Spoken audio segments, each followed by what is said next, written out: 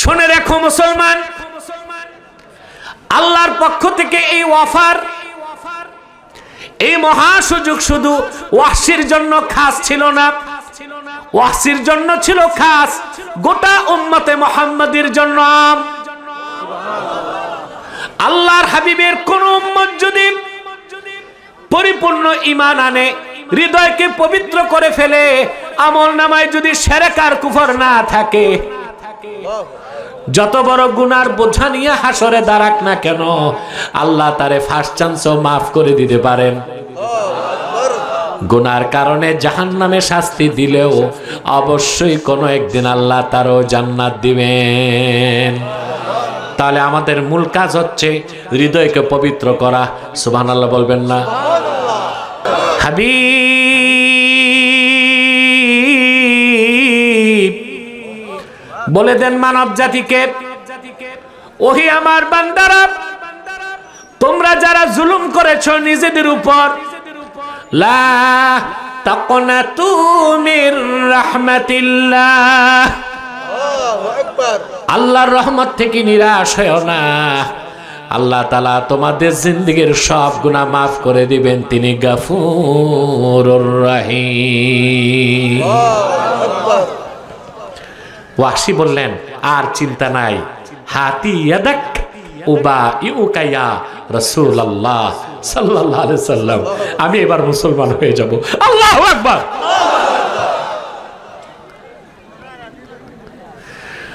আশহাদু আন্না সাইয়্যিদানা ওয়া হাবিবানা ওয়া মাওলানা মুহাম্মাদান আবদুল্লাহি ওয়া রাসূলুহু সাল্লাল্লাহু আলাইহি ওয়া আলা আলিহি ওয়া সাহবিহি ওয়া সাল্লাম, الذي أكمل الله به قصر النبوة، أي ختم الله به النبوة وحكم لا نبي بعده، وأعلن في القرآن بالبرهان أن محمدًا صلى الله عليه وسلم خاتم النبيين والمرسلين، الذي أرسله بالحق بشيرا ونذيرا وداعيا إلى الله بإذنه وسراجا منيرا. فقد قال الله تعالى في كلامه المجيد والفرقان الحميد: أعوذ بالله من الشيطان الرجيم، بسم الله الرحمن الرحيم. قد أفلح من تزكى وذكر اسم ربه فصلى، بل تؤثرون الحياة الدنيا والآخرة خير وأبقى، إن هذا لفي الصحف الأولى صحف إبراهيم وموسى. صدق الله العظيم وصدق رسوله النبي الكريم، ونحن على ذلك من الشاهدين والشاكرين، والحمد لله رب العالمين. إن الله وملائكته يصلون على النبي يا আইয়ুহাল্লাযীনা আমানু সাল্লু আলাইহি ওয়া সাল্লিমু তাসলিমা আল্লাহুম্মা সাল্লি আলা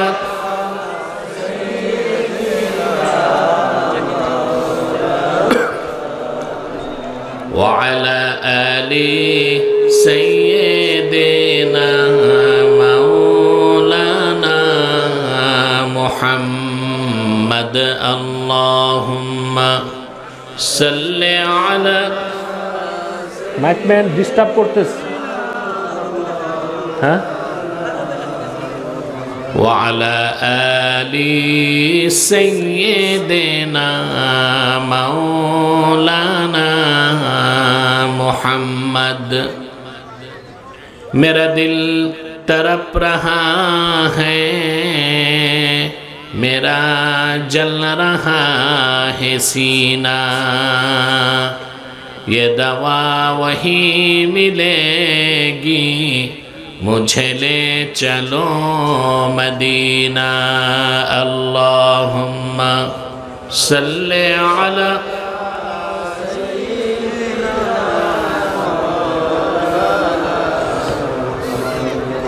وعلى آله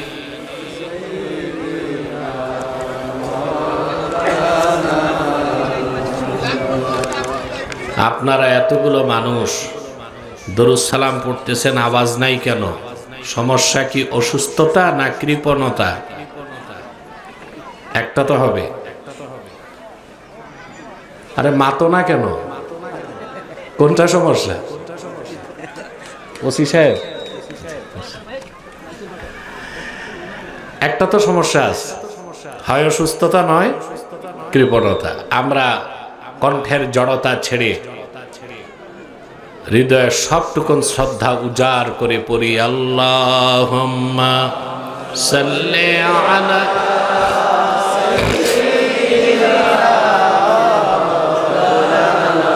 নবীগঞ্জের আচ্ছা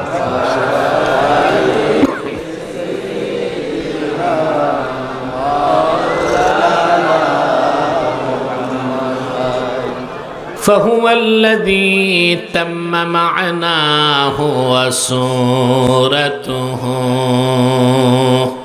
ثم اصطفاه حبيبا بارئ النسم اللهم صل على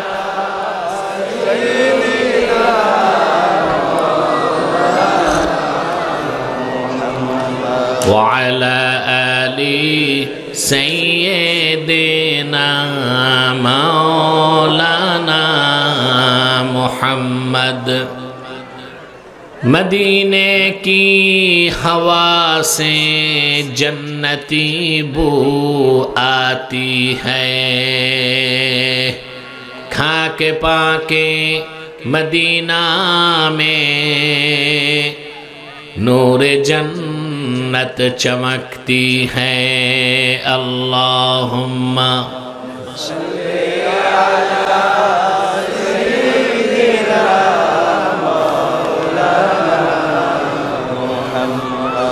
وعلى آله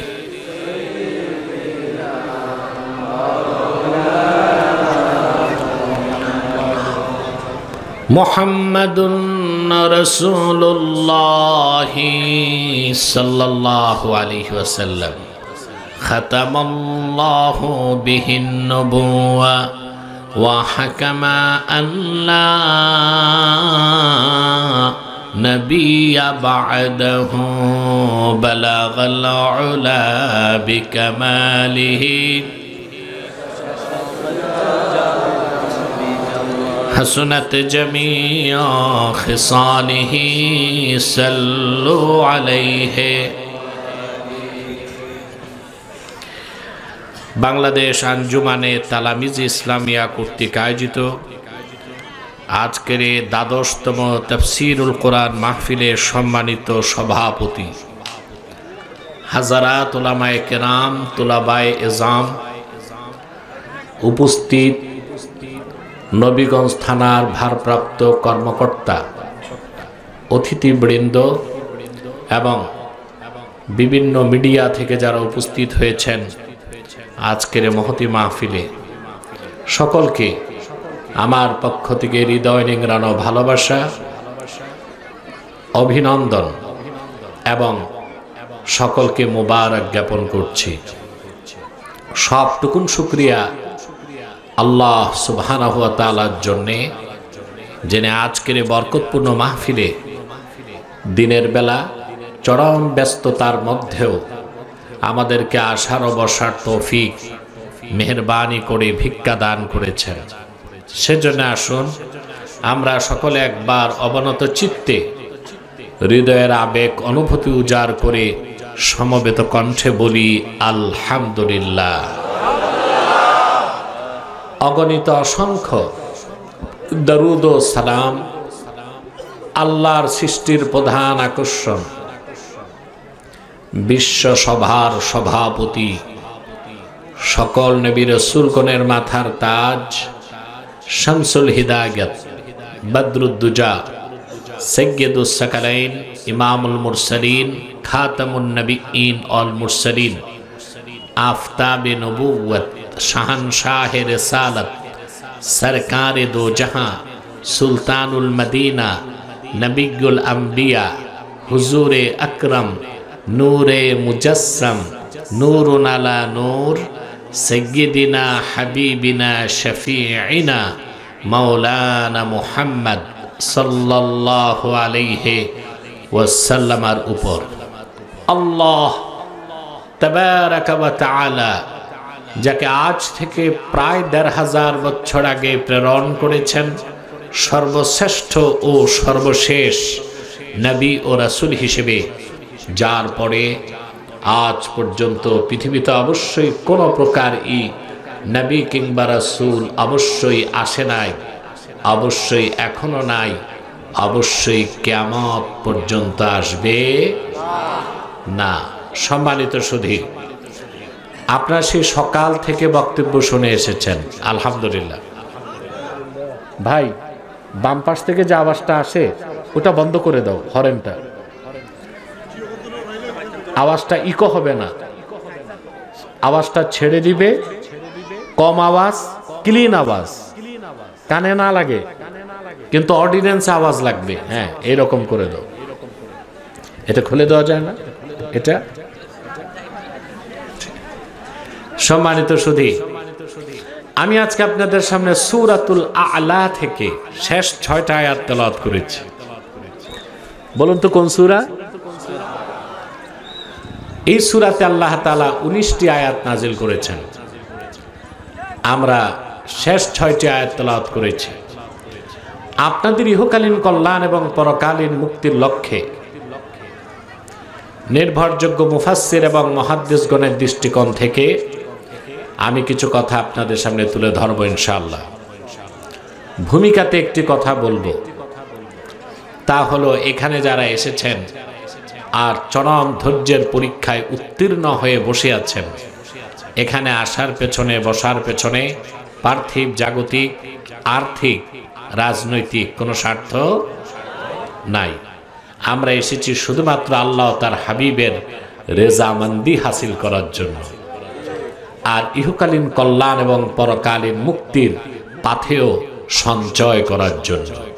ঠিক না ভাই? এখানে আপনি এসেছেন, কমিটির পক্ষ থেকে কোনো নগদ প্রাপ্তি নাই, আছে? আপনারা অনেক দূর দূর থেকে এসেছেন। আজকে কি বার? ব্যবসা কি বন্ধ? কৃষিকাজ না আছে? ব্যবসা চালু, কৃষিকাজ চালু, সব কিছু ফেলে আল্লাহর কোরআনের মহব্বতে হাজার হাজার লোক চলে এসেছেন। তা আপনি কি মনে করতে পারেন আল্লাহর কাছে আপনার বিনিময়টা কত বড়, তা আপনি চিন্তাও করতে পারবেন না। সুবহানাল্লাহ বলেন। হলো না তো? পুরুষের কণ্ঠে বলেন সুবহানাল্লাহ। এবার হয়েছে। আমরা এখানে বসেছি, যতক্ষণ বসে থাকবো আমাদের আমল নামা থেকে গুনাহগুলো মাফ হতে থাকবে। এটা আমার কথা না। আল্লাহর হাবিব ইরশাদ করেছেন, আমার উম্মতের মুমিন যখন দিন শেখার জন্য বের হয়ে যায়, ওয়াস্তাগফিরু লাহু মান ফিস সামাওয়াতি ওয়াল আরদ, আকাশে জমিনে আল্লাহর যত মাখলুকাত আছে আমার সে উম্মতের জন্য আল্লাহর কাছে গুনাহ মাফের দোয়া করে। এমনকি নদী আর সমুদ্রের কোটি কোটি মাছ তালেবে ইলমে দ্বীন শিখতে যে ঘর থেকে বের হয় তার জন্য আল্লাহর কাছে দোয়া করে। তাহলে আমরা মাহফিলে বসেছি আর অপরদিকে আকাশে জমিনে নদী আর সমুদ্রে আমাদের জন্য দোয়া চলতেছে। আল্লাহর মাখলুকাত গুলো বলছে, আল্লাহ তোমার হাবিবের এই উম্মত গুলোকে কোরআনের খাতিরে মাফ করে দাও। এতে আমরা খুশি না বেজার? দুই, একটু পরই আমরা, রাতে তো মাহফিল নাই, দিনেই তো সমাপ্ত, একটু পর আমরা মুনাজাত করব। এককভাবে না সম্মিলিতভাবে? ওই সম্মিলিত মুনাজাতে হাত দুটো মুখে স্পর্শ করার সাথে সাথে আমাদের সব গুনাহ মাফ হয়ে যাবে। সুবহানাল্লাহ। আল্লাহর হাবিব ইরশাদ করেছেন, আমার উম্মতের কোন মুমিন যদি আল্লাহর কাছে দোয়া করে, বাকিরা যদি আমিন আমিন বলে, সঙ্গে সম্মিলিতভাবে আল্লাহর কাছে প্রার্থনা করে, আমার উম্মতের সম্মিলিত মুনাজাত আল্লাহ তাৎক্ষণিক কবুল করে নিবে। আমাদের সগীরা গুনাহ শুধু মাফ হবে না, মুনাজাতে যদি আমরা 2 ফোঁটা পানি উৎসর্গ করতে পারি আমাদের কবিরা গুনাহ মাফ হয়ে যাবে, আমরা নিষ্পাপ হয়ে বাড়ি যেতে পারবো ইনশাআল্লাহ। এতে আমরা খুশি না বেজার? বেজার শুধু শয়তান, শয়তানও বেজার, তার চেলাচামুন্ডারও বেজার। তবে এখন অবশ্য শয়তানের চেলাচামুন্ডার সংখ্যা কমে গেছে, সেজন্যই আর ওয়াজ মাহফিলে কোনো বাধা আসে না। এতে বোঝা যায় যে শয়তানের চেলাচামুন্ডা কিছুটা হলেও কমছে।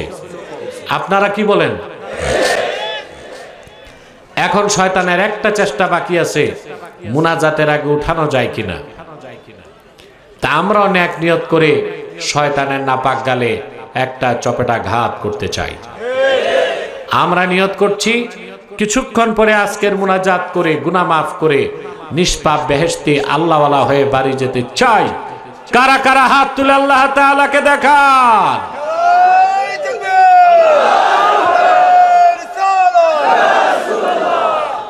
আল্লাহ কবুল করুন, মঞ্জুর করুন। এবার আমার যে ভাইরা দাঁড়িয়ে আছেন তাদের উদ্দেশ্যে আমার নিবেদন, আমাদের মাহফিলগুলোতে অনেক সময় হিন্দু বা অমুসলিমরাও আসে, তাদেরকে আমরা বসতে বলি না, লজ্জা পায়, আমরা মনে করি দাঁড়াই থাক। ওই রকম সারা মুসলমান যারা আছেন আল্লাহর রাস্তে বসেন। বর জায়গা নাই, আছে আছে, একটু পিছনে চলে যান, সামনে নাই, পিছনে একটু জায়গা আছে, আমাদের প্যান্ডেলটা কানায় কানায় পূর্ণ হয়ে যাবে ইনশাআল্লাহ। বসার চেষ্টা করুন, আর জায়গা যদি নাই পান তাহলে দাঁড়িয়ে থাকুন। আবার অনেকের বিপদ আছে, জিন্সের প্যান্ট লাগায় আসছে, বসার উপায় নাই।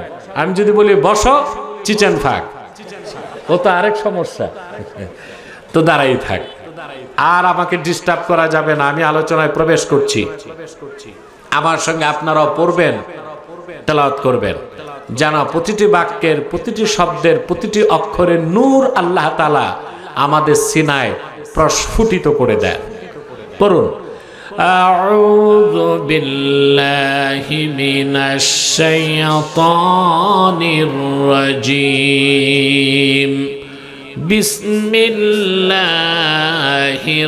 রাহমানির রহিম।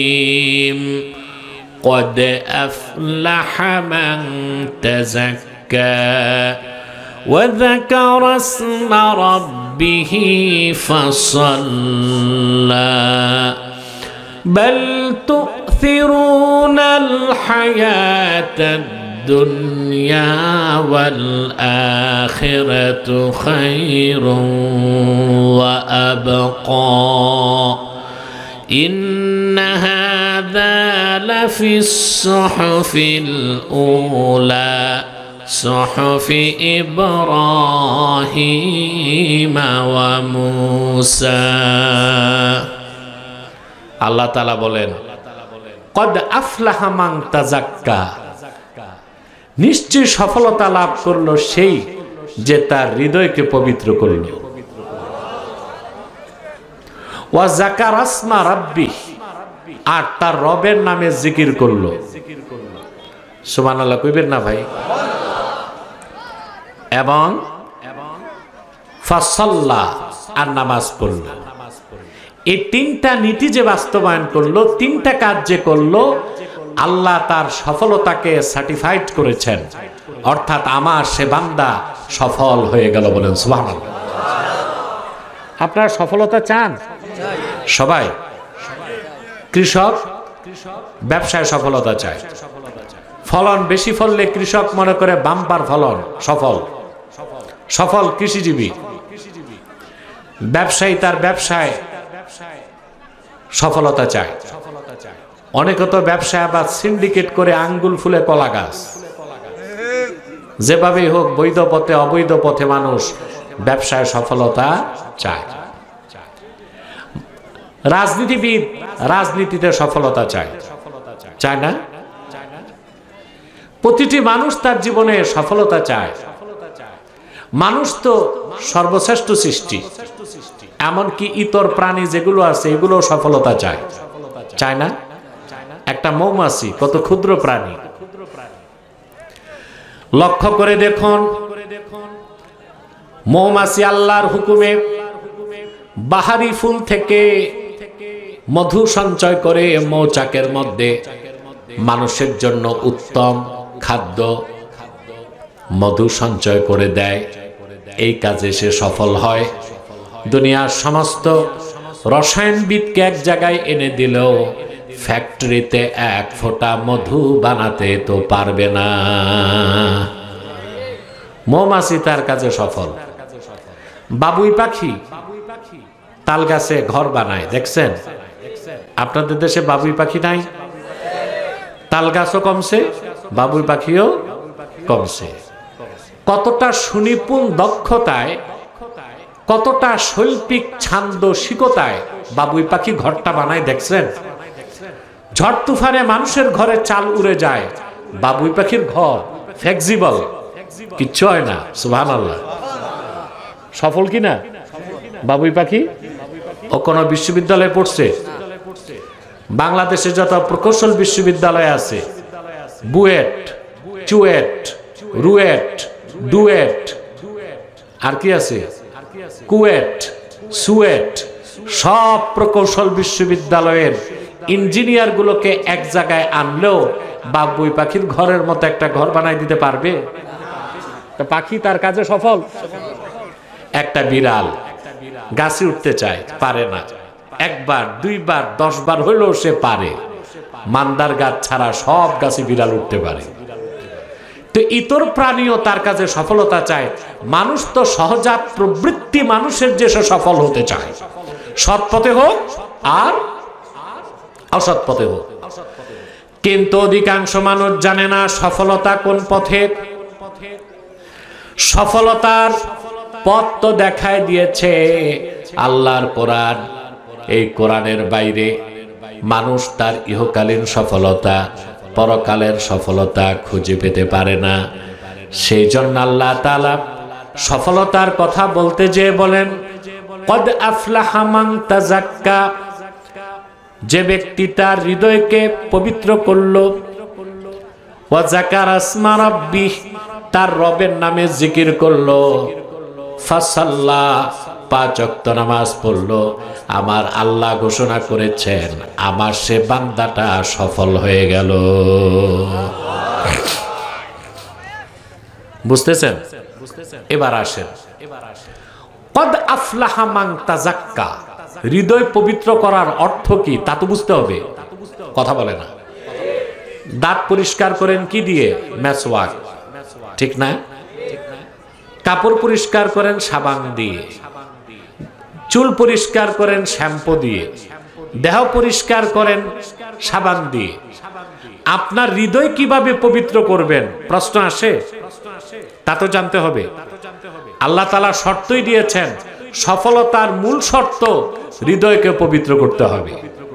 এখন হৃদয় পবিত্র করার অর্থ কি তা আমরা জানবো। জোরে বলেন। আপনাদের কোনো কষ্ট নাই তো আমার উপর?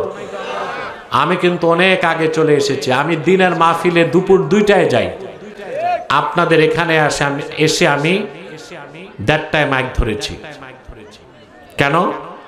এরপর নামার পরে আবার কোনো বিশ্রাম, খাওয়া দাওয়া সব বাদ। ওগুলো করতে গেলে আমার 1 ঘন্টা চলে যায়, এতে আপনারা ঠকে যাবেন। এমনিতেই সারা দেশের লোক আমাকে প্রচন্ড ভালোবাসে ভাই হিসেবে, সিলেটের লোক তো ভালোবাসে একটু বেশি, ঠিক না?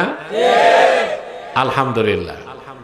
আবার কুমিল্লা গেলে তারা বলবে আমরা বেশি ভালোবাসি, বরিশাল গেলে বলবে আমরা বেশি ভালোবাসি। আল্লাহ জানে কোন এলাকার লোক বেশি ভালোবাসে। কিন্তু আমাকে রাতে পান না, দিনে আসি কষ্ট দিয়ে আপনাদেরকে, তাও যদি সময় কম দেই আপনাদের মনে কথা ব্যথা থাকবে, ঠিক না? না, মনোযোগ দেন আর কথাগুলো শোনেন। তাহলে সফলতার জন্য প্রথম কাজ হচ্ছে হৃদয়কে পবিত্র করা, ঠিক না? এখন আসেন, কদ আফলাহা মান তাজাক্কা এর ব্যাখ্যায় মুফাসসিররা কি বলেছেন। আমি 3 জন মুফাসসিরের ব্যাখ্যা শোনাচ্ছি।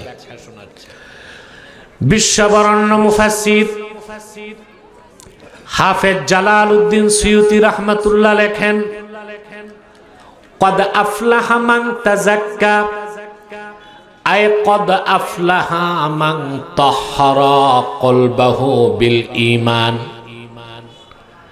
সফলতা লাভ করলো সেই যে তার হৃদয়কে পবিত্র করলো ঈমানের নূর দিয়ে।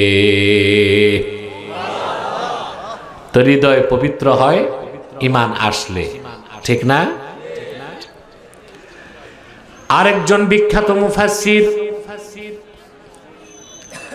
আল্লামা ইমাদউদ্দিন ইবনে কাসির রাহমাতুল্লাহ, তিনি আয়াতের ব্যাখ্যা করতে যে লিখেন, কদ আফলাহা মান তাযাক্কা আয় তাহহারা কলবাহু মিনাশ শিরকি ওয়াল কুফরি ওয়াদ দানাস। সফলতা লাভ করলো সেই ব্যক্তি যে তার হৃদয়কে পবিত্র করলো শিরক থেকে, কুফর থেকে আর বাতিল আকীদা থেকে। পৃথিবীর আরেকজন বিখ্যাত মুফাসসির ইমামে ফখরুদ্দিন রাজি রাহমাতুল্লাহি আলাইহি এই আয়াতের ব্যাখ্যা করতে যে লিখেন, ইন্না মারাতিবা আমালিল মুকাল্লাফি সালাসা। আল্লাহর যে কোনো বান্দার আমলের 3টা স্তর আছে। তার প্রথমটা হচ্ছে ইজালাতু আকাইদিল ফাসিদাতি মিনাল কলব, অন্তর থেকে বাতিল আকীদা ধুয়ে মুছে সাফ করে নেবে। কয়জনের তাফসীর শোনালাম? 3 জন, ইমাম সুয়ুতি, ইবনে কাসির, ফখরুদ্দিন রাজি। কথা শুনতেছেন? 3 জনের তাফসীর কোনো বৈপরীত্য নাই, একটার সাথে আরেকটা মিলে। সবার কথাই হচ্ছে হৃদয়কে পবিত্র করার অর্থ হচ্ছে শিরক কুফর বাতিল আকীদা দূর করতে হবে, ঈমানের পোশাক দিয়া হৃদয়কে সাজাতে হবে। সুবহানাল্লাহ বলবেন না?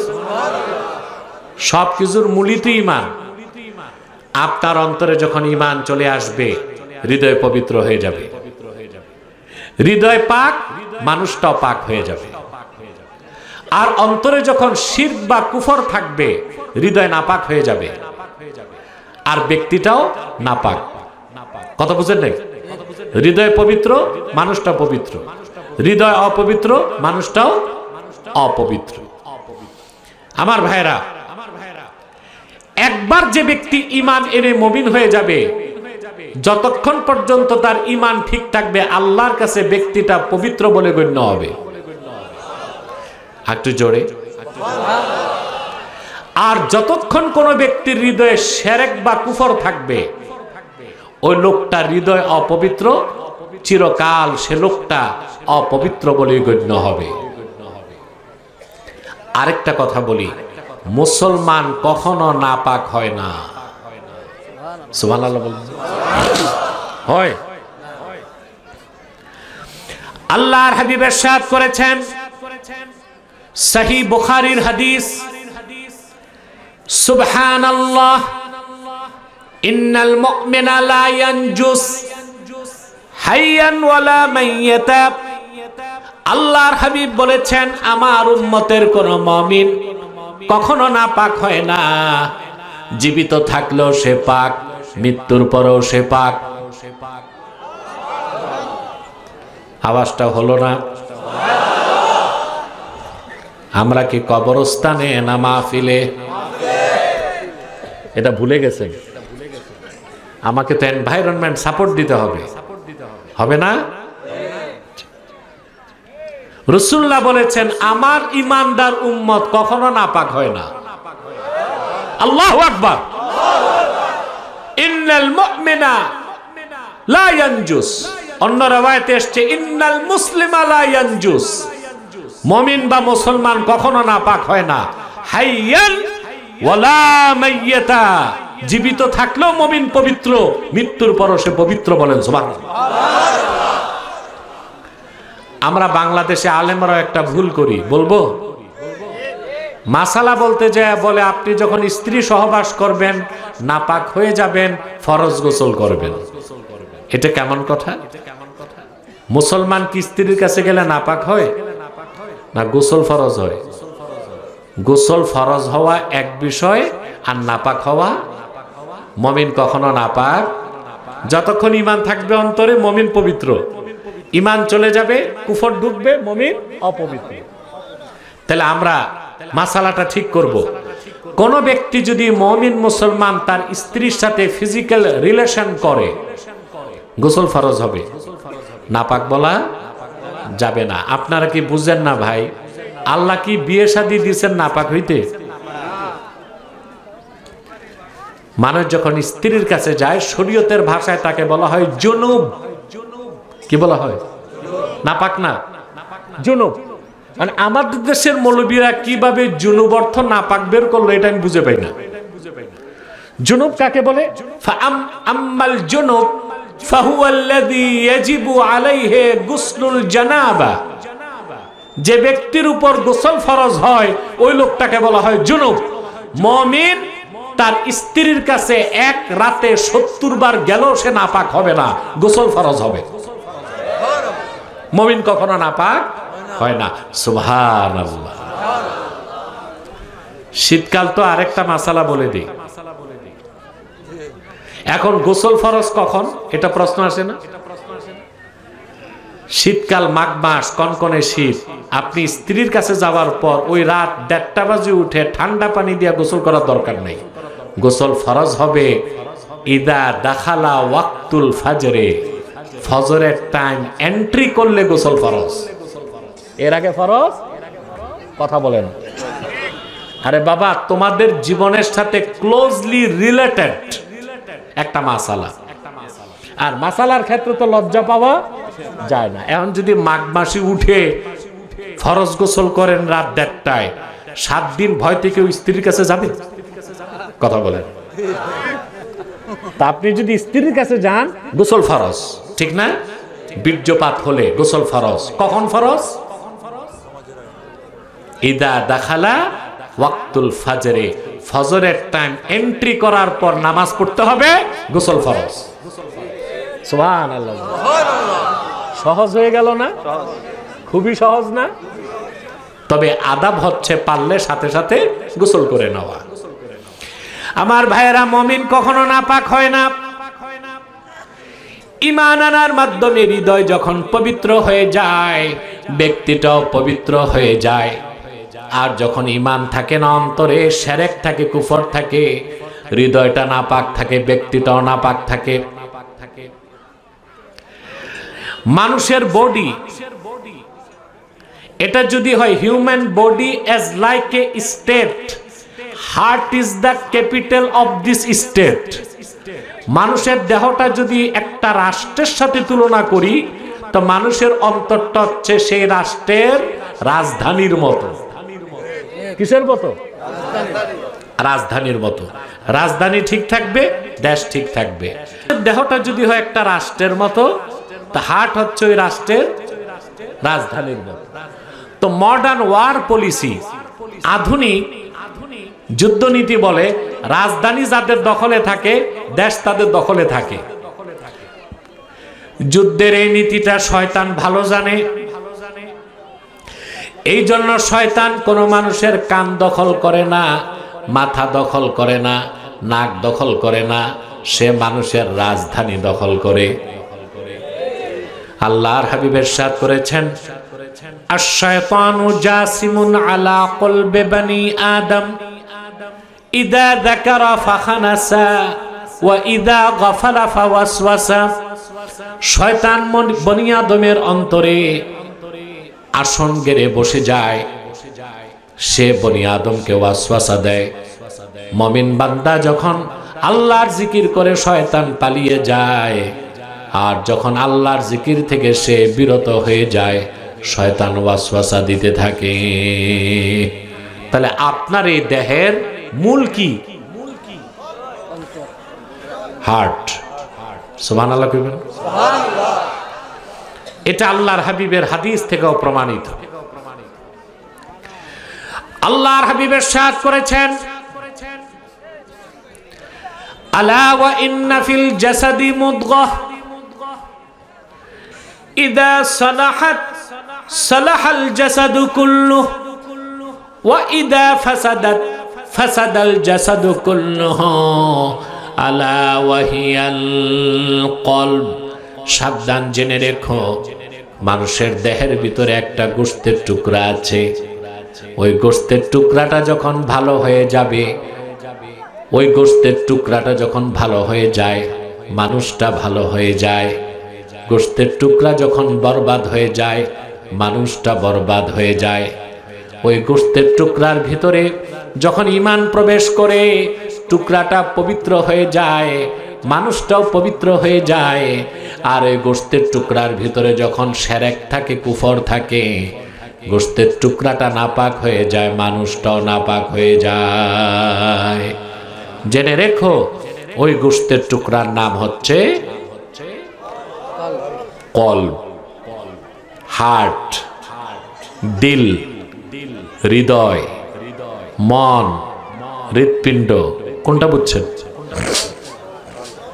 আরে ভাই, একটারই নাম, ভিন্ন ভিন্ন। স্টেজে সাউন্ড লাগবে, স্টেজে। ডান পাশে আওয়াজটা বন্ধ করেন। ওখানে কারা? বন্ধ করেন আওয়াজগুলো ডান পাশে। সম্মানিত সুধী, কথা খেয়াল করতেছেন? হৃদয় ঠিক, মানুষ ঠিক। হৃদয় খারাপ, মানুষ খারাপ। বাংলাদেশে শুনছি কোন এক বক্তা নাকি বলছে এই হার্ট নাকি কলব নাকি মাথায়। আমি ভাবলাম, আগে আমি জানতাম বুদ্ধিজীবীদের মধ্যে প্রতিবন্ধী আছে, এখন দুই বক্তাদের মধ্যেও আছে। আমি বললাম, যে বক্তা বলছে কলব মাথায়, ওর মগজ হাঁটুতে। মগজ কই? হাঁটুতে। এই কোরআন কারিমে তো আল্লাহ বলে দিয়েছেন কলব কোথায়। ফাইন্নাহা লা তা'মাল আবসার ওয়ালাকিন তা'মাল কুলুবুল্লাতী ফিস সুদূর। স্পষ্ট কোরআন কারিমের আয়াত। আল্লাহ বলেছেন কাফেররা কপালের চোখে অন্ধ না, বরং ওদের সিনা সমূহে যে অন্তর আছে, ওই অন্তরে তারা অন্ধ।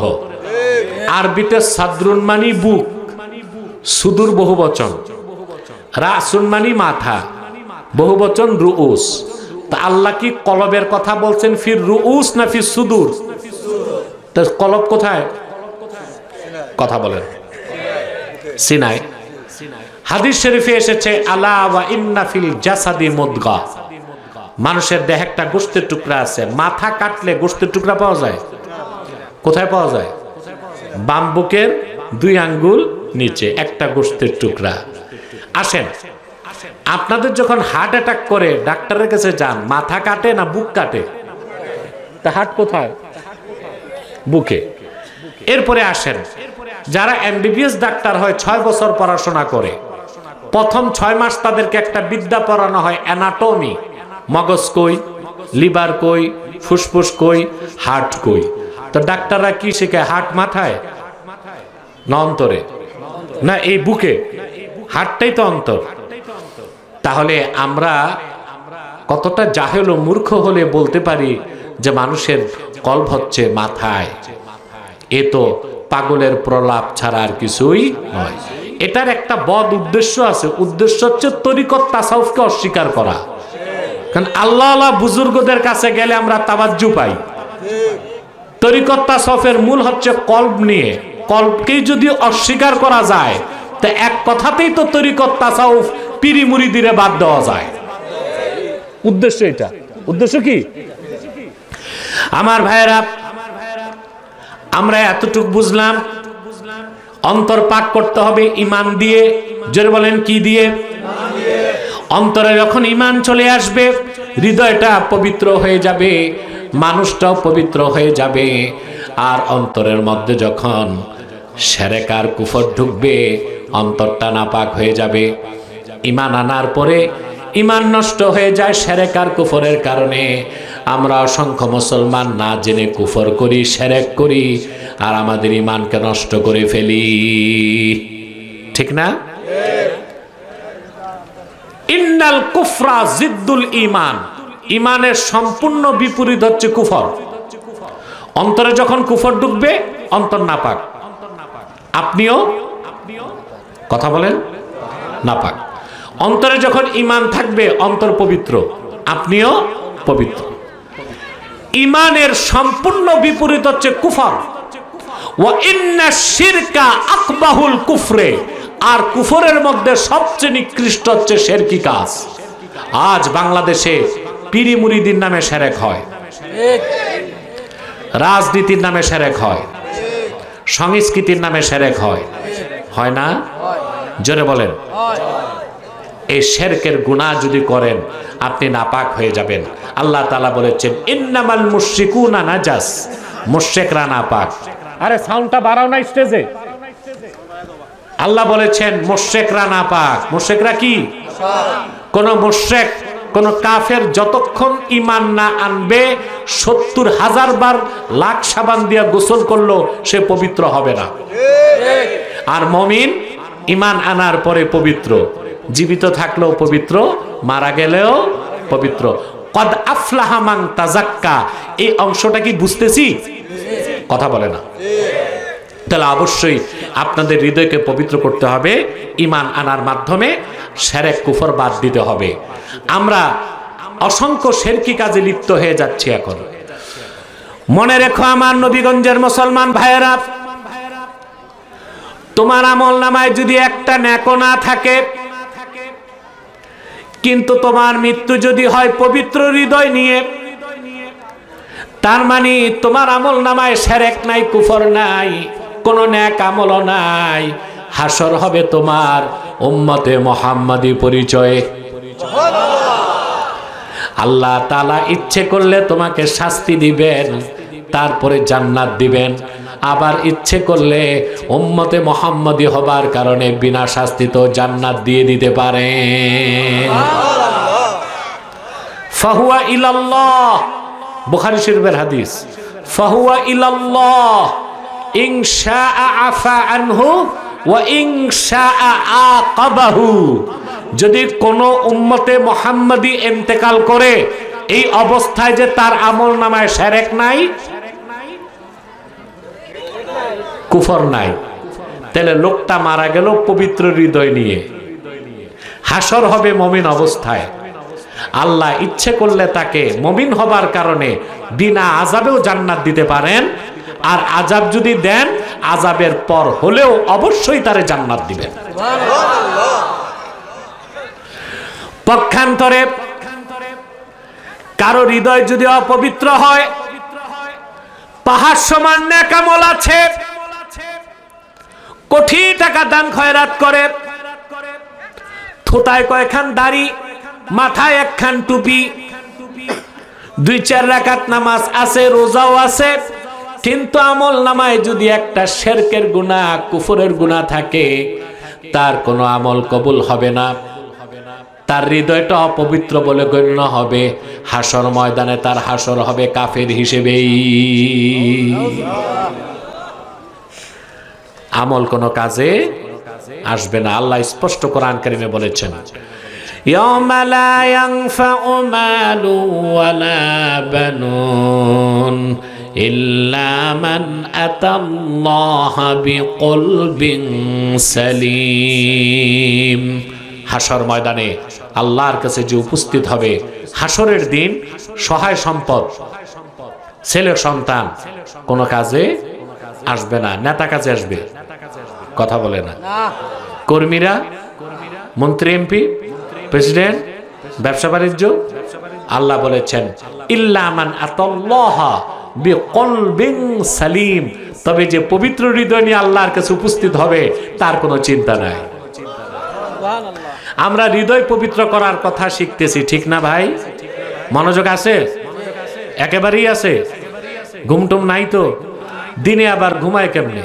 এখন দুপুর কত, 2:20 হয়ে গেছে। আমি যে বসছি আলোচনায় 50 মিনিট চলে গেছে, আর 20 মিনিট বইতানি। হ্যাঁ, বইটা আমি কষ্ট কইরা তোমাকে কান্দ তাইছি, আমারে কষ্ট দিও না। হ্যাঁ, 2 ঘন্টা তো সূর্য ডুবলে আমি যাবো কেমনে নারায়ণগঞ্জ? রাতে চলে না হেলিকপ্টার। আমরা একটা নীতিতে বিশ্বাস করব, কম সময়ে বেশি কথা না শুনে, বেশি সময়ে কম কথা শুনবো না, কম সময়ে বেশি কথা শুনবো। এটা ভালো না? তাহলে ভাইরা, পবিত্র হৃদয় যদি আমরা ধারণ করতে পারি, আমরা সফলতা লাভ করব। আর এই হৃদয়কে অপবিত্র করে 2টা জিনিস, কুফর বা শিরক। কুফর বা শিরক করলে একটা আমলও কবুল হয় না, সব বরবাদ হয়ে যায়।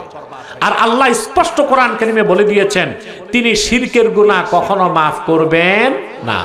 করবেন? আল্লাহ রাব্বুল আলামিন ঘোষণা করেন, ইন্নাল্লাহা লা ইয়াগফিরু আন ইউশরাকা বিহি ওয়া ইয়াগফিরু মা দুনা যালিকা লিমান ইয়াশা। নিশ্চয় কোন ব্যক্তি যদি আমার আল্লাহর সঙ্গে কোন ব্যক্তি বা বস্তুকে শরীক করে, সেই শিরকের গুনাহ কোনোদিনও আল্লাহ মাফ করবেন না। এছাড়া বান্দা যত বড় গুনাহ করুক, যাকে ইচ্ছা তাকে আল্লাহ মাফ করে দিতে পারেন। শিরকের গুনার মাফ নাই। আল্লাহর হাবিবের সাহাবীগণের মধ্যে জলিলুল কদর সাহাবী ছিলেন একজন, হযরত ওয়াহশী রাদিয়াল্লাহু তাআলা। নাম শুনছেন না?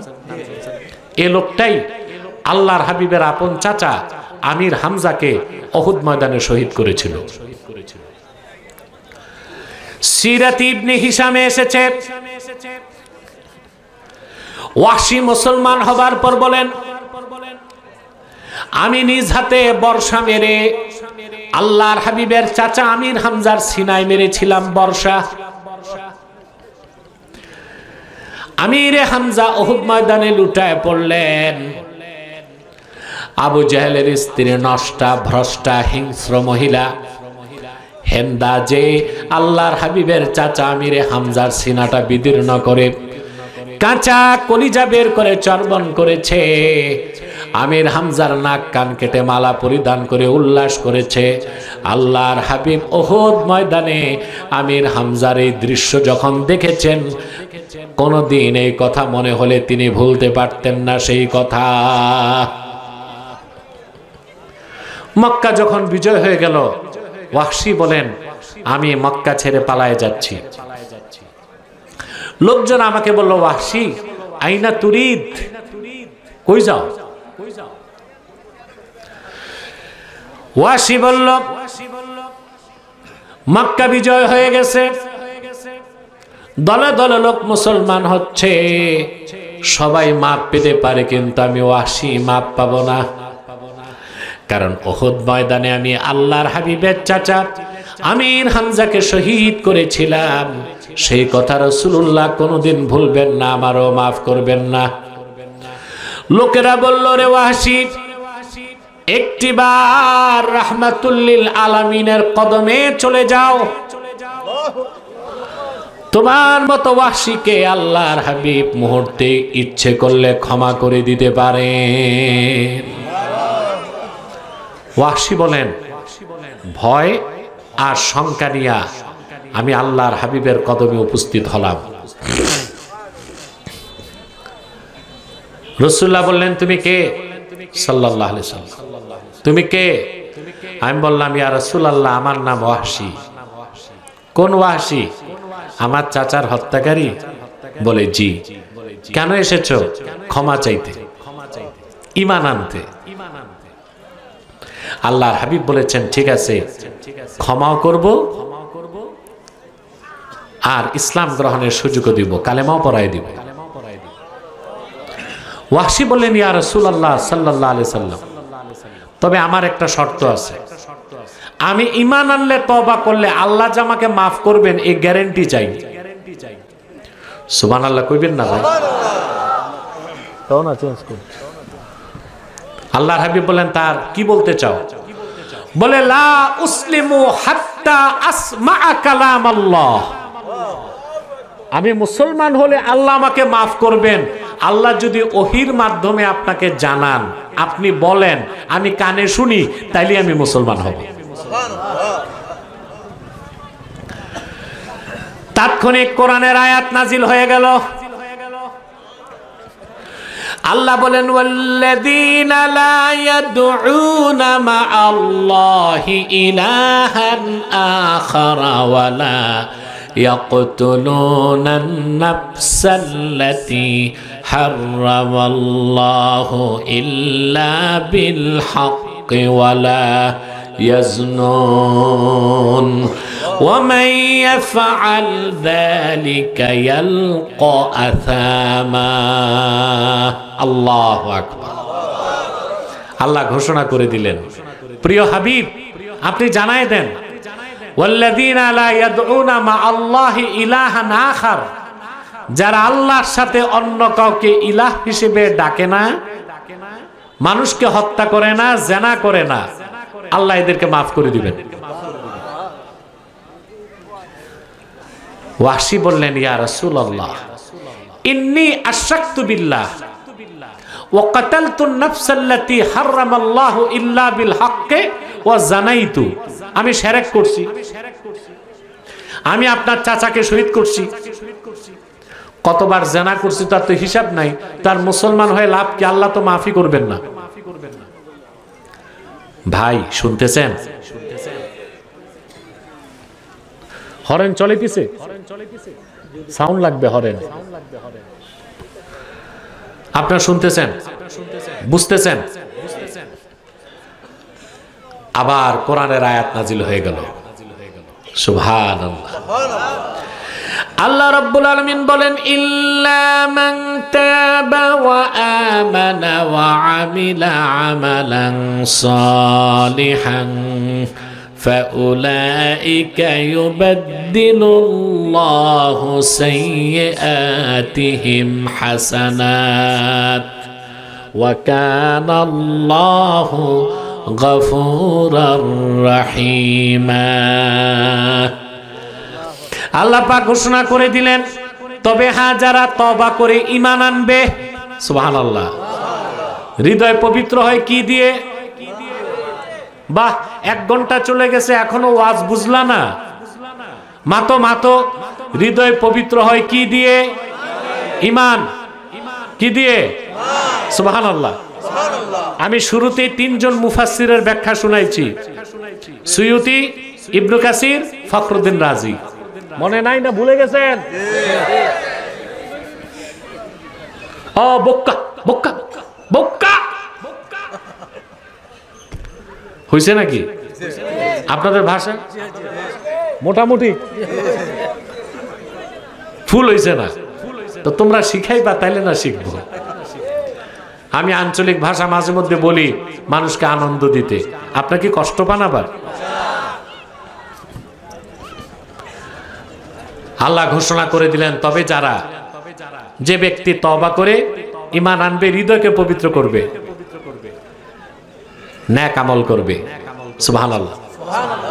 আল্লাহ বলেন তারা আগে যদি শিরক করে থাকে, কুফর করে থাকে, গুনার কাজ করে থাকে, ঈমান এনে তওবা করার সাথে সাথেই আল্লাহ তাদের জীবনের গুনাহ মাফ করে গুনাহগুলোকে নেক দিয়ে বদল করে দিবেন।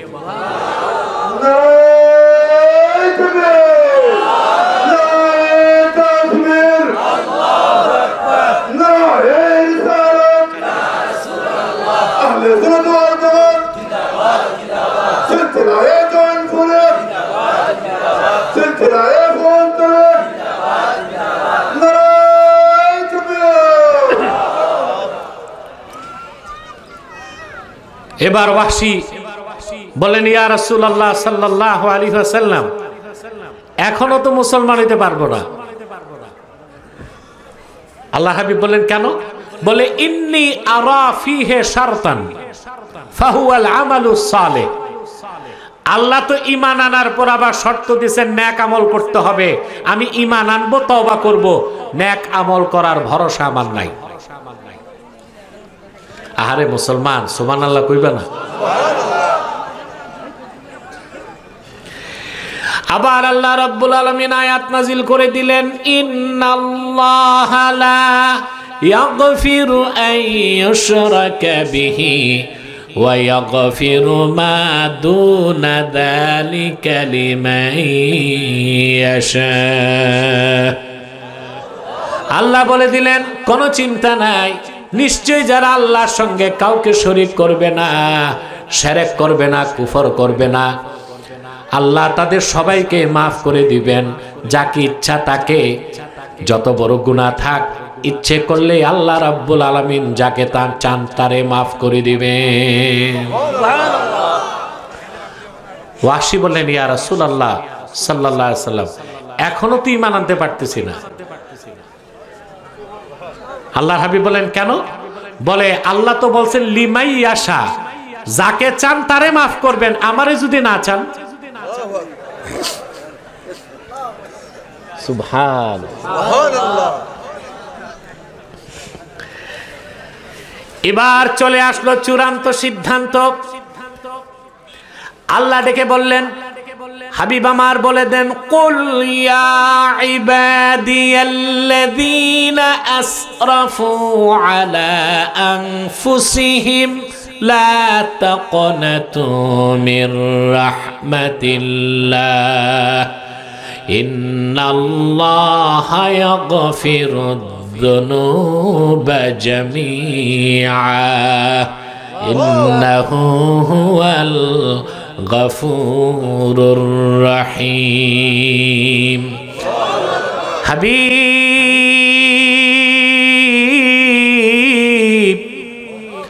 বলে দেন মানব জাতিকে, ওহে আমার বান্দারা, তোমরা যারা জুলুম করেছো নিজেদের উপর, লা তাকনাতু মির রাহমাতিল্লাহ,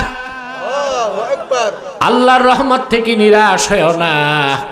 আল্লাহ তাআলা তোমাদের জিন্দেগীর সব গুনাহ মাফ করে দিবেন, তিনি গফুরুর রহিম। ওয়াহশী বললেন, আর চিন্তা নাই, হাতি ইয়াদাক উবাইউকা ইয়া রাসূলুল্লাহ সাল্লাল্লাহু আলাইহি ওয়াসাল্লাম, আমি এবার মুসলমান হয়ে যাব। আল্লাহু আকবার।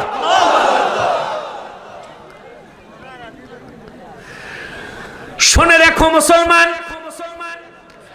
আল্লাহর পক্ষ থেকে এই অফার, এই মহা সুযোগ শুধু ওয়াহশীর জন্য খাস ছিল না, ওয়াহশীর জন্য ছিল খাস, গোটা উম্মতে মুহাম্মাদীর জন্য। আল্লাহর হাবিবের কোন উম্মত যদি পরিপূর্ণ ঈমান আনে, হৃদয়কে পবিত্র করে ফেলে, আমল নামায় যদি শিরক আর কুফর না থাকে, যত বড় গুনার বোঝা নিয়ে হাসরে দাঁড়াক না কেন, আল্লাহ তারে ফার্স্ট চান্সও মাফ করে দিতে পারেন। গুনার কারণে জাহান্নামে শাস্তি দিলেও অবশ্যই কোনো একদিন আল্লাহ তারও জান্নাত দিবেন। তাহলে আমাদের মূল কাজ হচ্ছে হৃদয়কে পবিত্র করা। সুবহানাল্লাহ বলবেন না?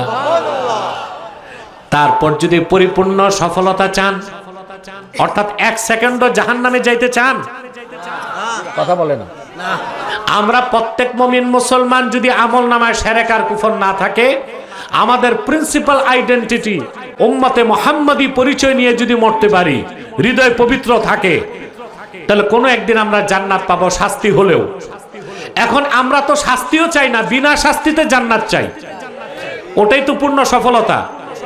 তাইলে ঈমানের পর আর 2টা কাজ আল্লাহ দিবেন। ফাযাকারা ইসমা রাব্বিহি ফাসাল্লা, রবের নামে জিকির করলো, নামাজ পড়লো। ইমাম রাজি যে তাফসীরটা করছেন পুরাটা তো বলি নাই, বলে দিব। ইমাম রাজি বলেছেন ইন্না মারা, এই 2টা, এরা কি আউলিয়া কেরাম? এদের মুনাজাত লাগে না? না না না, 2, 3টা 4টা তো যাবেই, কিন্তু এখন মুনাজাতের কিছুক্ষণ পরে এদের কোনো সমস্যা থাকতে পারে, হতে পারে কোনো ব্যস্ততা বা ক্ষুধা লাগছে, না খেয়ে বসে আছে না? কথা বলেন। আমরা তো না খেয়ে বসছি। মুমিন যত না খেয়ে থাকে তার স্পিরিচুয়াল পাওয়ার তত বাড়তে থাকে। আমার ভাইরা মনোযোগ, একটা মানুষও মাথাটা নাড়ার চেষ্টা করবেন না। ইমাম রাজি লিখেছেন ইন্না মারাতিবা আমালিল মুকাল্লাফি সালাসা, ব্যক্তির আমলের স্তর কয়টা? তার প্রথমটা হচ্ছে ইজালাতু আকাইদিল ফাসিদাতি মিনাল কলবে, বান্দার প্রথম কাজ ঈমান এনে শিরক কুফর বাতিল আকীদা অন্তর থেকে বের করে দিতে হবে। অনেকের নামাজ রোজা ঠিক থাকে কিন্তু আকীদা খারাপ। কথা বলে আছে না? খুব তাহাজ্জুদ নামাজ পড়ে, পড়তে পড়তে কপালে কালো বাটকারের মতো দাগ ফেলে দিছে, আকীদা বরবাদ, খারাপ, তার কোনো আমল আল্লাহর কাছে কবুল হবে না। 2 নাম্বার কাজ হচ্ছে ওয়া ইস্তিহদারু মা'রিফাতিল্লাহি আযজা ওয়া জাল্লা ফিল কলব, ঈমান আনার পর সর্বাবস্থায় আল্লাহর মারিফতের পরিচয় অন্তরে থাকতে হবে। এই যে আমরা হক্কানি পীরের কাছে যাই কেন? আল্লাহর মারিফত শিখতে। সুবহানাল্লাহ বলুন। 3 নাম্বার ওয়াল মুদাওয়ামাতু ফি খিদমাতিল্লাহ, সর্বক্ষণ আল্লাহর গোলামিতে নিয়োজিত থাকতে হবে। আর সর্বশ্রেষ্ঠ ইবাদত হচ্ছে সালাত। 3টা কথাকে আল্লাহ 2টা লাইনে বলে দিয়েছেন। قد أفلح من تزكى وذكر اسم ربه فصلى, সফলতা লাভ করলো সেই যে ঈমান এনে হৃদয়কে পবিত্র করলো, রবের নামে জিকির করলো, আর 5 ওয়াক্ত নামাজ আদায় করলো। তাহলে আপনারা কি আংশিক সফলতা চান না পরিপূর্ণ সফলতা চান? তাই ঈমানের পরে নেক আমল লাগবে কিনা? সেই নেক আমল হিসেবে আল্লাহ দিয়েছেন সর্বাবস্থায় অন্তরে আল্লাহর জিকির থাকতে হবে। আমরা তরিকতপন্থীরা আল্লাহর জিকির করি কিন্তু জিকিরের মূল উদ্দেশ্য বুঝি না। সেজন্যই ফজরের পর বসে আধা ঘন্টা নফিয়াজ বাতে জিকির করে, আবার মসজিদ থেকে বের হয়ে সুদ খায়, ঘুষ খায়, পাল্লায় ওজনে কম দেয়, ইয়াতিম ভাতিজার সম্পদ খায়। কথা বলেন। বিচার আচারে 2 দিক থেকে বাইপাস করে, এগুলো নাই, কম কম। রোজার দিন বিচারের জন্য গেলে মাতবর সময় দেয় আসার পরে। কেন? দিনে রোজা রাখে, যদি রোজা নষ্ট হয়। তারাবির নামাজ পড়ে বিচার করতে বসে, 2 দিক থেকে খায়, যেদিকে গরম বেশি রায় যায় ওই দিকে। আপনি জানেন বাংলাদেশের আদালতে 44 লক্ষ মামলা জমে আছে। কত? বিচারপতি যা আছে এগুলো যদি মরে যায় আরো 100 আসে, আরো মরে যায় আরো 100 আসে। এই 44 লক্ষ মামলার রায় দিতে আমার তো মনে হয় 300 বছর লাগবে। কথা বলেন। এর মূল কারণ হচ্ছে অধিকাংশ মামলাই মিথ্যা। আর এই একটা মামলাও আদালতে যায় না পঞ্চায়েত যদি 100% ট্রান্সপারেন্সি স্বচ্ছতার সাথে বিচার করে দিতে পারে। মানুষ পঞ্চায়েতে বিচার পায় না, তখন আদালতে দৌড়ায়। আদালতে যাওয়ার পর উকিলের খপ্পরে পড়লে মামলা লম্বাই হইতে থাকে, ঠিক না? আরে ভাই, এই প্রচলিত ইংরেজদের আইনে যে মামলা, এটা কি রকম? মনে করেন একটা গাবি আছে আপনার, বুঝলেন কি আছে? একজন লেজ ধরে টানতেছে, একজন রশি ধরে টানতেছে, আর একজন দুধ দহন করতেছে। ইংরেজদের প্রচলিত আইনের মামলাটাও এইরকম। এক উকিল বাদীর পক্ষে, এক বাদী একদিক, বিবাদী একদিক, আর উকিল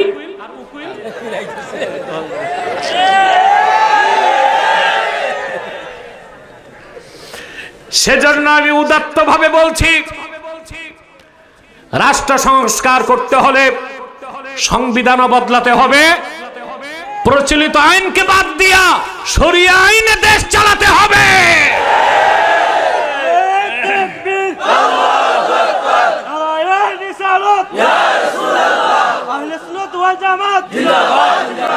বাঁচাও ইমান, বাঁচাও দেশ, সাহেব কিবলার নির্দেশ। আমার ভাইয়েরা, হযরত শাহজালালের উত্তরসূরিদেরকে বলছি, সময় এসেছে বজ্রের আওয়াজ কেড়ে সর্বশক্তি দিয়ে জানায় দেন এই দেশের নীতি নির্ধারকদেরকে, 200 বছর ইংরেজরা ধোঁকা দিয়েছে বাংলার মানুষকে। 47-এ দেশ স্বাধীনের পর 24 বছর পাকিস্তানিরা ধোঁকা দিয়েছে। 71-এ দেশ স্বাধীনের পর 53 বছর যারাই ক্ষমতায় গেছে ধোঁকা দিয়েছে, পশ্চিমাদের তাবেদারি করেছে।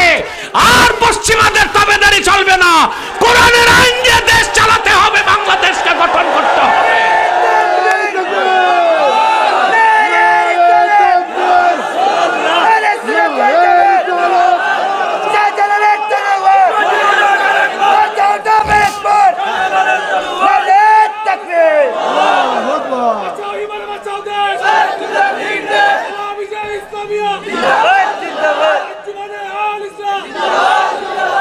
সম্মানিত সুধী, সম্মানিত সুধী, অতএব পঞ্চায়েতে সুষ্ঠু বিচার না থাকার কারণে মামলাগুলো আদালতে যায়। আর আদালতের মামলা, দাদা মামলা দেয়, নাতি রায় পাবে কিনা সন্দেহ আছে।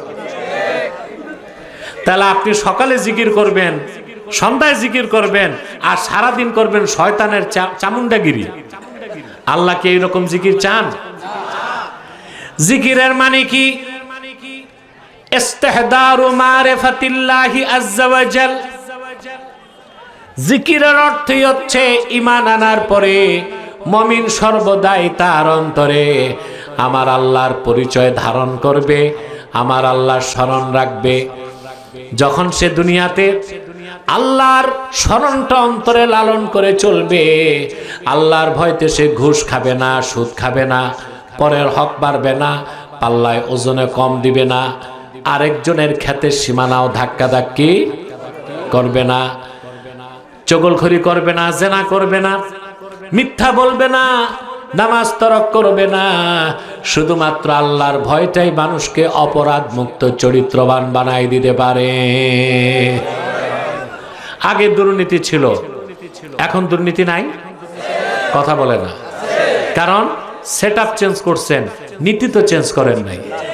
শিক্ষা নীতি বদলাতে হবে। আপনার যে শিক্ষা দিচ্ছেন, অফিসাররা এই শিক্ষায় শিক্ষিত হয়ে সুদ আর ঘুষ ছাড়তে পারে না।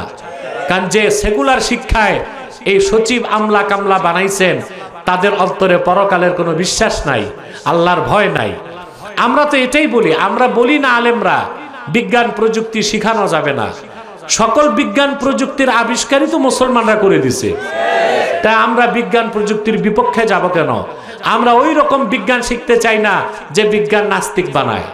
আমরা ওই রকম প্রযুক্তি শিখতে চাই না যে প্রযুক্তি আমাদেরকে মানুষ্যত্ব থেকে পশুত্বের দিকে নিয়ে যাবে। ওই রকম আধুনিকতা চাই না যে আধুনিকতা আমাদেরকে রোবটের মতো যান্ত্রিক একটা জন্তু বানায় দিবে।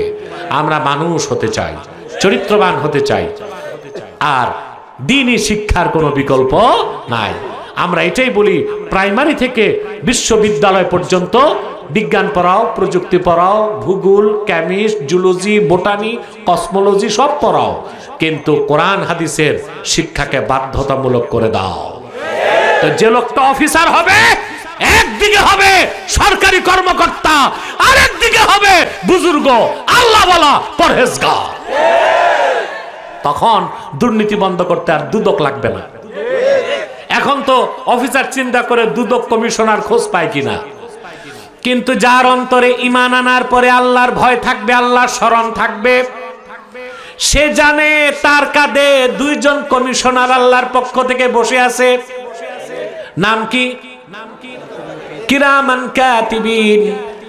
রাতের অন্ধকারে, দিবসের আলোতে, কিংবা 70টা কামরার ভিতরে যে আপনি যদি গুনার কাজ করেন, আপনার বাবা দেখবে না, মা দেখবে না, স্ত্রী দেখবে না, সরকার দেখবে না, সিআইডি দেখবে না, দুদক দেখবে না, ডিজিএফআই দেখবে না, কিন্তু কিরামান কাতিবিন অক্ষরে অক্ষরে সব লিখে আপনার ফাইল রেডি করে দিবে। জিকিরের অর্থ কি? ইস্তেহদারু মারিফাতিল্লাহি আযজা ওয়া জাল্লা ফিল কলবে। কলবে, অপবিত্র হৃদয়ে আল্লাহর জিকির কখনো ঢুকে না। এজন্য আগে হৃদয় পবিত্র করতে হবে। তার মানে সবকিছুর আগে ঈমান এনে হৃদয় পবিত্র করবেন। ওই হৃদয়ে কার স্মরণ থাকবে? 3 নাম্বার কাজ আল্লাহ দিলেন ফাসাল্লা। এটা হচ্ছে মুদাওয়ামাতু ফি খিদমাতিল্লাহ, আল্লাহর গোলামিতে নিয়োজিত থাকা। নামাজের চেয়ে শ্রেষ্ঠ কোনো ইবাদত নাই। এই 3টা কাজ করবেন। কথা বলে না, জোরে মাতো।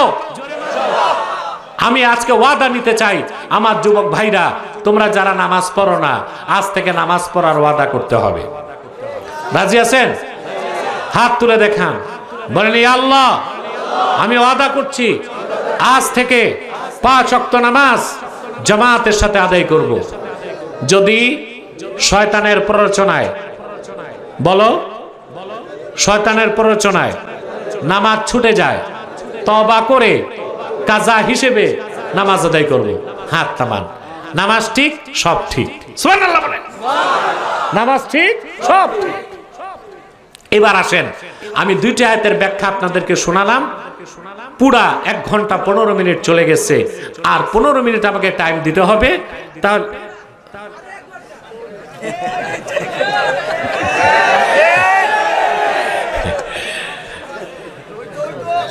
ওই তো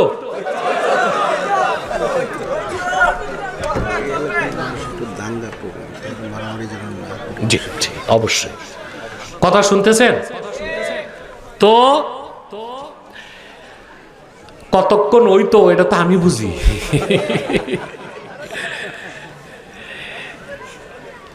আমি যদি বক্তব্যে লিমিট না রাখি, তখন আর ওয়াজ হবে না, আওয়াজ শুরু হবে না। আমাকে তো পড়াশোনা করতে হয়, তারপর বুঝাতে হয়। কথা বলেন। আর আমি আগে বলেছি, আমরা কতক্ষণ আলোচনা হলো সময় দেখব না, আমরা দেখব কথা কি হলো। ঠিক না ভাই? এবার পরের কয়েকটা আয়াতের তরজমা আর শিক্ষাটা কি তা আমরা উল্লেখ করছি। এরপর আল্লাহ তাআলা বলেন, বাল তুসিরুনাল হায়াতাদ দুনিয়া ওয়াল আখিরাতু খায়রুন ওয়া আবকা। কিন্তু পৃথিবীর মানুষেরা মূলত এখানে অবিশ্বাসীদেরকে আল্লাহ তিরস্কার করছেন। তোমরা তো দুনিয়ার জীবনটাকে প্রাধান্য দিচ্ছ, অথচ আখিরাত হচ্ছে উত্তম এবং স্থায়ী। বলেন সুবহানাল্লাহ। এখন দুনিয়ার জীবনকে প্রাধান্য দেওয়ার অর্থ কি, এটা বুঝতে হবে। আল্লাহ কিন্তু মুমিনদেরকে বলেন নাই দুনিয়া বাদ দিয়া চাকরি বাকরি, ব্যবসা, লেনদেন, বিচার আচার, শিক্ষা সংস্কৃতি এসব বাদ দিয়া আমরা শুধু মসজিদ মাদ্রাসায় বসে তসবিহ পড়বো। আল্লাহ কিন্তু এটা বলেন নাই। মুমিনকে দুনিয়া লাগবে, তবে মুমিনের জন্য দুনিয়া ততটুক প্রয়োজন যতটুক। 2, মুমিন কখনো আখিরাতকে বাদ দিয়া দুনিয়া কামাই করবে না। মুমিনের জীবন দর্শন আর কাফেরের জীবন দর্শনে এখানেই মূল পার্থক্য। কাফেররা আখেরাতের উপর দুনিয়াকে প্রাধান্য দেয়, আর মুমিন দুনিয়াদারি করবে কিন্তু দুনিয়ার উপর আখেরাতকে প্রাধান্য দেয়। এজন্য অবিশ্বাসী কাফের মুশরিকদের সকল কাজ দুনিয়ামুখী, আর মুমিনের সকল কাজ আখেরাতমুখী। বলেন সুবহানাল্লাহ। এখানেই হচ্ছে বিলিভার আর অ্যাথিস্ট বা সেকুলারিস্টের মধ্যে পার্থক্য। মুমিন তার দুনিয়া লাগে, কিন্তু কখনো সে দুনিয়ার উপর আখেরাতের উপর দুনিয়াকে প্রাধান্য দিতে পারে না। ভাইরা আমার, আপনি দুনিয়া কিভাবে ছাড়বেন? দুনিয়ার বিষয়গুলো তো আল্লাহ তাআলাই চিত্তাকর্ষক করে দিয়েছেন আমাদের কাছে। ছাড়তে পারবেন দুনিয়া? কথা বলে না। আপনি চাইলেও কি দুনিয়া ছাড়তে পারবেন? দুনিয়াতে অসংখ্য উপকরণ আছে যা আল্লাহ আমাদের জন্য চিত্তাকর্ষক করে দিয়েছেন। যেমন আল্লাহ তাআলা বলেন, زين للناس حب الشهوات من النساء والبنين والقناطير المقنطرة من الذهب والفضة والخيل المسومة والأنعام والحرث ذلك متاع الحياة الدنيا والله عنده حسن المآب। আল্লাহ বলেন, এই পৃথিবীতে মানুষের জন্য চিত্তাকর্ষক করে দেওয়া হয়েছে মহিলাদের প্রতি আকর্ষণ। সুবহানাল্লাহ কইবেন। সন্তানদের প্রতি আকর্ষণ। আপনাদের যদি বউ না থাকতো আর বাচ্চা কাচ্চা না থাকতো, চাকরি বাকরি করতেন? কথা বলেন। সংসার চাকরি বাকরি করেনি তো বউ আর সন্তানদের জন্য। একটা মানুষের পেট চালাইতে কি লাগে ভাই? কিচ্ছু লাগে না। এই যত দুনিয়াদারি এই স্ত্রীর জন্য, সন্তানদের জন্য। আল্লাহ বলেছেন এগুলো চিত্তাকর্ষক করে দেওয়া হয়েছে মানুষের জন্য। কারি কারি সোনা রূপা এগুলোর প্রতি মানুষের টান আছে।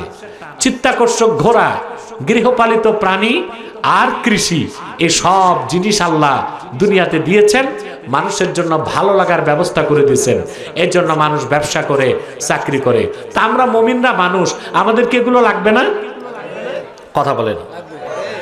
বিয়ে শাদী, সন্তান লালন পালন, কামাই রোজগার, রাজনীতি, অর্থনীতি, সমাজনীতি, ব্যক্তিনীতি, সংসার নীতি, সংস্কৃতি, সব ক্ষেত্রে মুমিন শরীয়তের অনুসরণ করবে, তার জীবনটা হয়ে যাবে আখেরাতমুখী। আর কাফের মুশরিক বেঈমান আখেরাতকে বিশ্বাস করে না, তাদের সব কাজ হচ্ছে দুনিয়ামুখী। কাফেরদের ব্যাপারে আল্লাহ তাআলা বলেন, الذين يستحبون الحياة الدنيا على الآخرة ويصدون عن سبيل الله ويبغونها عوجا أولئك في ضلال بعيد। যারা কাফের, যারা মুশরিক, যারা বেঈমান, তারা আখেরাতের উপর দুনিয়াকে প্রাধান্য দেয় আর মানুষকে আল্লাহর পথ থেকে সরায়। আল্লাহর পথকে, ইসলামকে বক্র করার চেষ্টা করে, যা কোনোদিন পারে নাই, পারবে না। আল্লাহ বলেন তারা সুস্পষ্ট গোমরাহিতে আছে। তাহলে আমাদের শিক্ষা হচ্ছে আমরা দুনিয়াদারি করব, চাকরি করব, ব্যবসা করব, কিন্তু শরীয়তকে অনুসরণ করব। আর চাকরি বাকরি, ব্যবসা, রাজনীতি করতে যে আখেরাতকে নষ্ট করব না। এই সবকটা পেলাম।